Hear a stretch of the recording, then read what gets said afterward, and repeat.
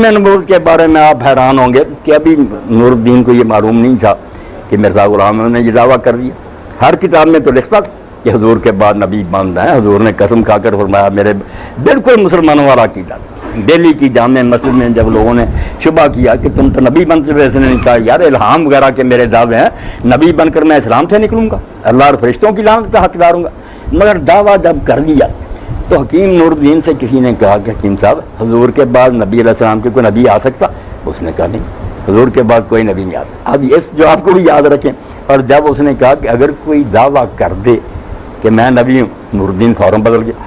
उसने कहा अगर यार दावा, उसको पता था कि मिर्ज़ा साहब दावे करते, उसने कहा अगर दावा करेगा तो फिर देखेंगे, अगर वो सच्चा होगा तो मान लेंगे। अभी कह रहा दीन के मुताबिक कि नबी नहीं आ सकता। अभी कहता अगर कोई दावा कर देगा, अगर वो सादिक और रास्तबाज हो मान लेंगे। तो ये गिरोह आप बिल्कुल हंसे और इनकी किस्मत पर हों। कोई दीनी गिरोह नहीं, ना कोई मुखलता, झूठा और फरेबी गिरोह।